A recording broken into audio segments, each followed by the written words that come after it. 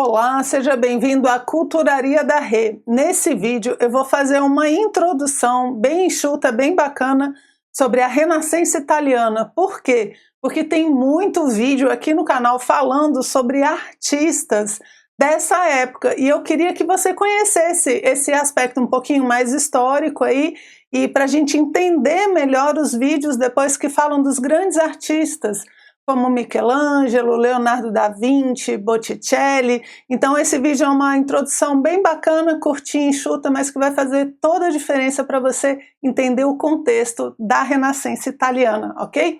Vem comigo que eu vou te explicar.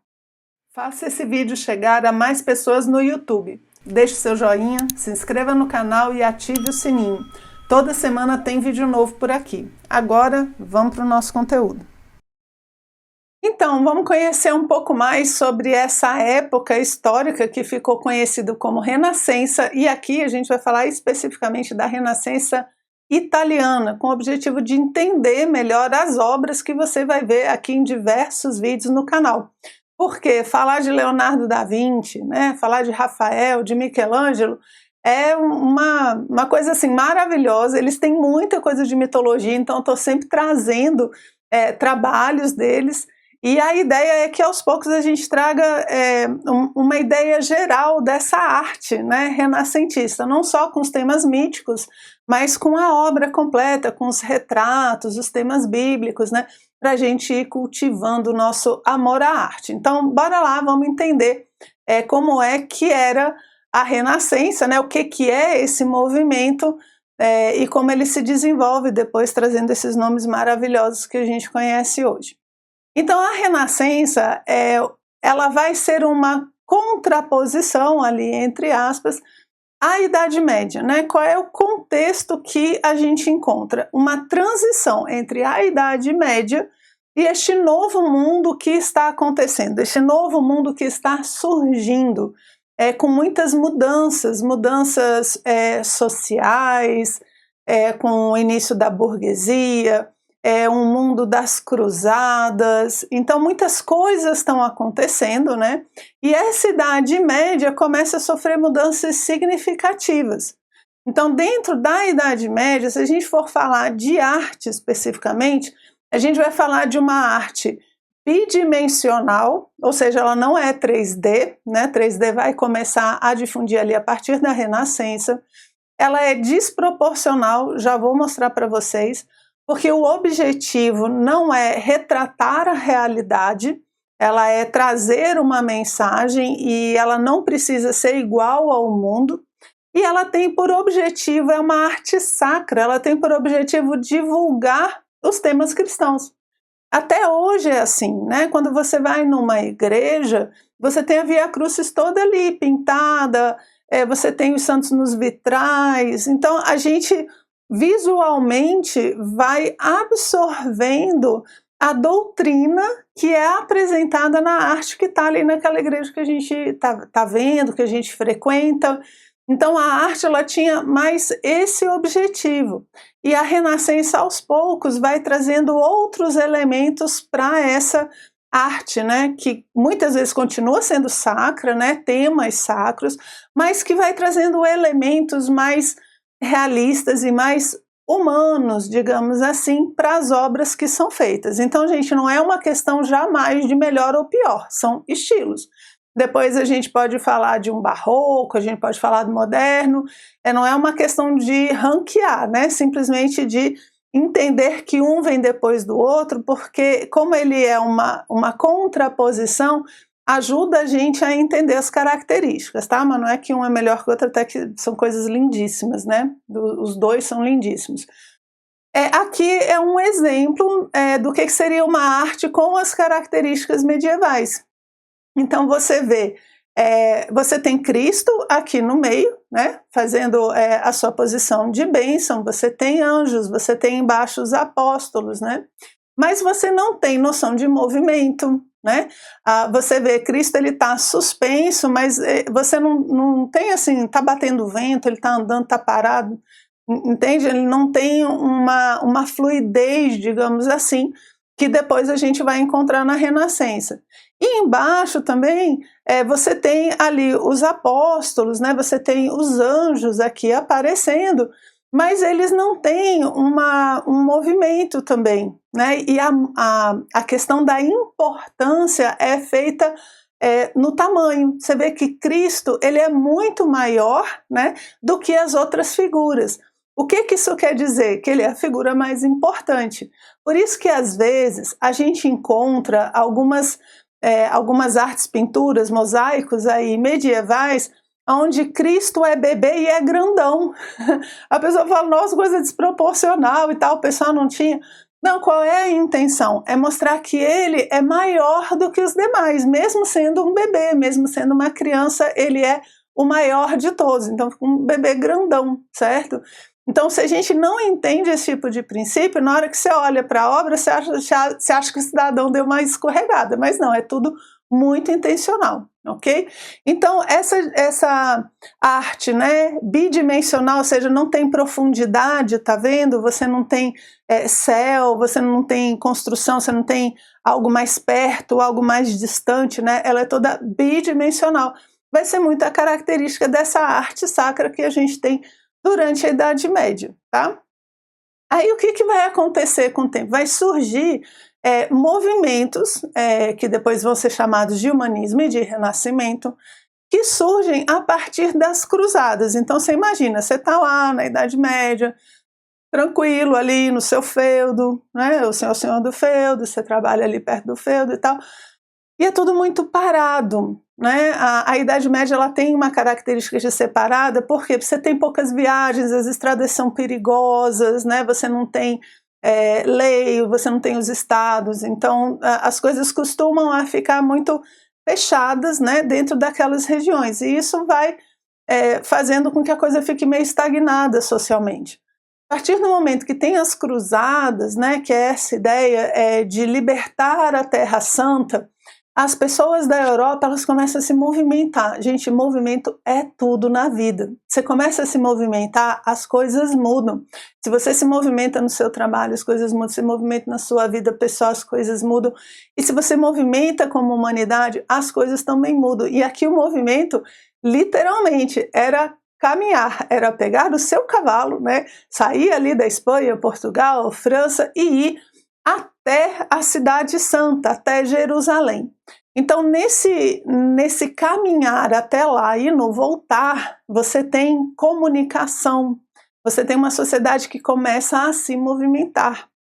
Quando as pessoas chegavam lá em Jerusalém, eles começavam a ter contato com os árabes, com uma outra cultura que tinha guardado, não exatamente porque guardou os livros, né, da história antiga, da Grécia, de Roma, Aristóteles, Platão, Plotino, enfim, muitas obras ficaram guardadas lá, não exatamente porque era uma biblioteca, um quadradinho que tinha o livro lá, não.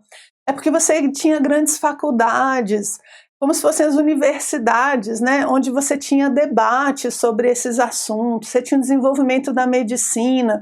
Então, muitas coisas sendo vivenciadas, pulsando nesse mundo árabe que a Idade Média não tinha contato. Quando eles começam a ter esse contato, essas obras, elas vão voltando para a Europa, né? Elas vão entrando na Europa e elas começam a ser traduzidas, começam a ser estudadas, começam a ser divulgadas por essas pessoas que estão indo nas cruzadas, voltando. A sociedade, gente, está mudando. E essa mudança tem muito a ver justamente com esse contato que os dois mundos têm, o mundo medieval com esse mundo árabe, certo? Então essas novas ideias, elas vão sendo difundidas e a principal que vai ser importante para a gente aqui é a leitura dos clássicos.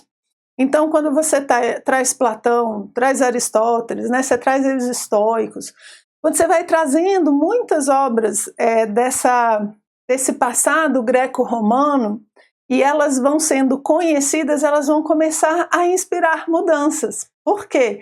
Porque as ideias geram mudanças. Então essas ideias novas, entre aspas, né, são antigas, mas são uma novidade para aquele mundo medieval, elas vão trazendo as mudanças.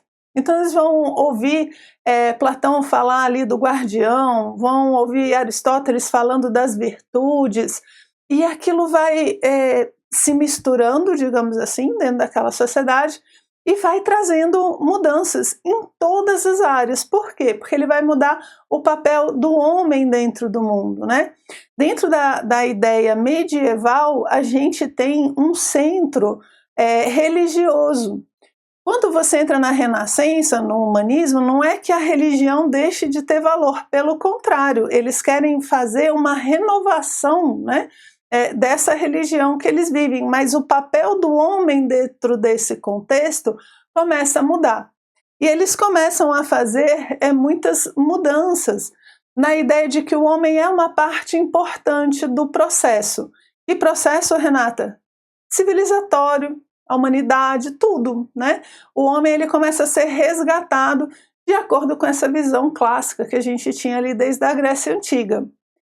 Então, quando eu falo de renascimento, eu estou focando em arte aqui, porque é o nosso objeto de estudo, né? Nesse momento. Mas não é só um movimento artístico, quando a gente fala de renascença. A renascença é a mudança da sociedade como um todo. Então, ela é um movimento artístico, político, filosófico, econômico, né? Porque todas essas viagens, elas exigem estrutura, pousadas, restaurante, Airbnb, né? Precisa de um monte de coisa, então a economia também começa a fluir.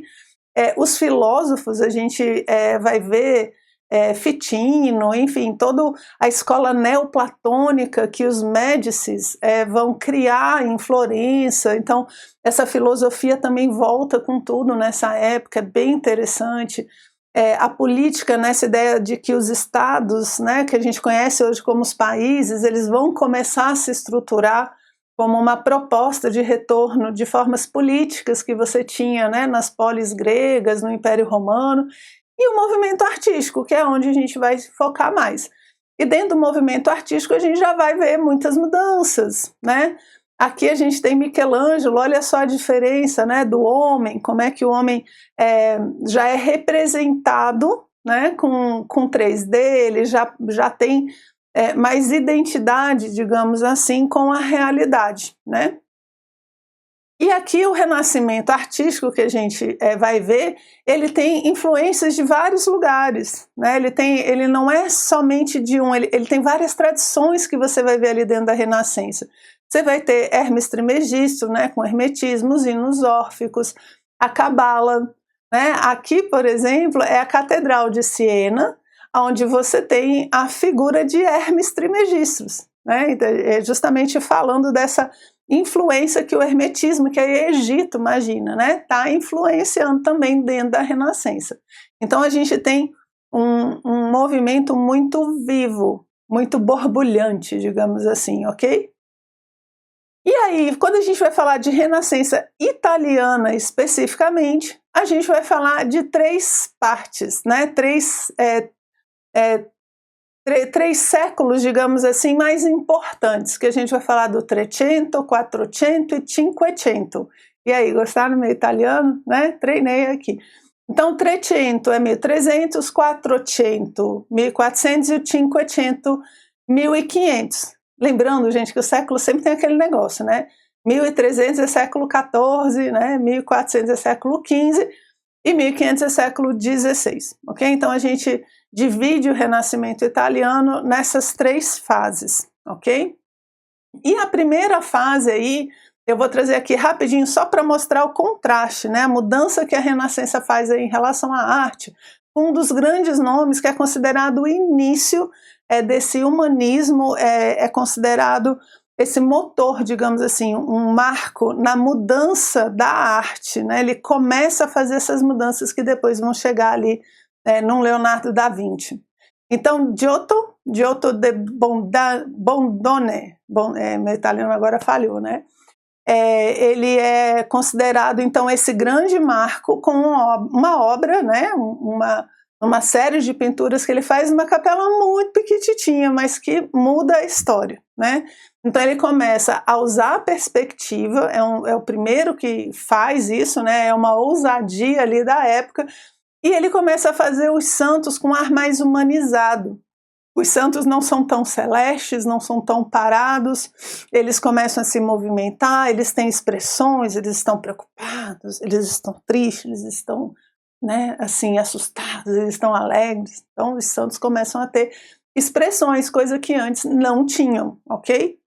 Então essa capela que eu falei para você, aqui ó, Capela degli Scrovegni, essa capela ela fica em Pádua, né, que é esse verdinho, tá vendo lá em cima? Deixa eu só ver aqui. Tá ele aqui em cima. Lá em cima, tá vendo verdinho? Tá ali Pádua. E essa capela, ele fica fazendo as pinturas de 1304 a 1306. Então, na minha opinião, o cara é a jato, né? Olha só por dentro a quantidade de pinturas que ele faz. Gente, isso daqui deve ser a coisa mais maravilhosa do mundo. Eu ainda não conheço, mas tenho fé, né, de que eu vou botar os meus pezinhos por lá. Conheço algumas pessoas que foram, e assim, a gente tem que estudar essas coisas antes, tá, pessoal? Porque é pouco tempo que você pode ficar lá dentro, eu acho que dá 20 minutos mais ou menos, e é muita coisa para ver. E eu trouxe esse daqui para vocês saberem, né, dessa pequena capela que muda a história da arte, é um marco na história da arte, e trazer algumas comparações, só para a gente entender aí a Idade Média e a Renascença. Então, por exemplo, olha a Santa Ceia como é diferente, né? A Santa Ceia no século XV, ó, tá ali os peixinhos, né? A alma dos homens, né? Que Cristo pesca da matéria, né? Tira das águas da matéria e traz a consciência, a parte espiritual e divina, tá o peixinho aí no centro. A gente vê que Cristo tá diferente, né? Ele é maior do que os outros, ele tem outra cor e ele tem uma grande auréola que chama atenção, né? Além da posição da mão. Então a gente sabe que esse é o Cristo, mas olha só as expressões, os outros não têm, né? Assim, nem ele tem expressão facial, por exemplo. E é tudo chapado, né? Não é exatamente um 3D que você está vendo aqui. A gente está vendo uma mesa meio estranha, né? E o Giotto vai chegar na Santa Ceia, olha só a diferença que ele faz, né? Olha ali a expressão, né? O apóstolo ali sendo abraçado por Cristo, um olhando para o outro, né? Ali parece que eles estão batendo papo mesmo, tipo assim, passa o pão, né? Passa o azeite. Gente, isso daqui é uma coisa revolucionária para a época, ok? Então tá aí um exemplo para a gente ver a mudança, o que foi essa mudança em termos artísticos, né? Aqui é a ressurreição de Lázaro. Gente, olha a primeira ressurreição de Lázaro aí, ó, tá lá. Tá Lázaro, né, todo parece uma múmia, né, todo enfaixado aí, e ele levantou, tipo assim, mensagem tá dada, né, dá para entender muito bem que é a ressurreição de Lázaro que está acontecendo ali. Não existe dúvidas em relação ao conteúdo, mas olha a forma do outro como é diferente. Olha aqui o outro Lázaro, o Lázaro que Giotto foi lá e pintou. Olha ele saindo, como as pessoas estão assustadas, Cristo levantando a mão, né, ele dá essa impressão de que ele está se movendo, as pessoas beijando o pé de Cristo, né, se abaixando, os outros ali dá para ver tirando a lápide, ali, né, o rapaz baixando para buscar, e você começa a ver essa profundidade, né, você tem uma árvore menor lá atrás, você tem um ambiente, né, você tem uma paisagem que começa a dar essa noção de dimensão. Então a gente vê que são representações do mesmo momento, mas de forma completamente distinta, né? Olha só as cores também mais vivas, as expressões no rosto. Então esses são exemplos, né, dessa mudança que Giotto vai começar a fazer, né, que vai dar início a essa mudança artística da Renascença, e a gente viu aqui, ele vai ser 1304, né, que ele faz a pintura. Então é bem no iníciozinho do Renascimento italiano, que é o Trecento. Ok? E aí, então, com essas ideias, a gente entende um pouco a mudança que vai acontecendo e chegando em nomes maravilhosos, como a gente tem aqui a famosa tríade do Renascimento, não só na Itália, mas no mundo, né? Que é Leonardo da Vinci, Michelangelo e Rafael de Sanzio. Então você vê aí, ó, 1450, 1500. Então é do Quattrocento e Cinquecento. A gente vai ter esses três grandes nomes que eles montam a referência toda do Renascimento. A gente vai ter aqui no canal, a gente vai colocar bastante coisa falando de cada um deles, né? São coisas maravilhosas. Mas não tem só eles, a gente tem nomes maravilhosos, né? Botticelli, Donatello, Tiziano, Vasari, Brunelleschi, Vasari escritor, né? Brunelleschi vai fazer aquela a parte em metal, né? O Brunelleschi vai fazer aquela cúpula. Então a gente tem Tintoretto, enfim, gente, é bastante coisa. Eu espero poder trazer vários desses nomes aqui para a gente conhecer e ir aumentando o nosso conhecimento em relação à Renascença italiana e à arte em geral, ok? Espero que vocês tenham gostado e a gente se vê no nosso próximo encontro.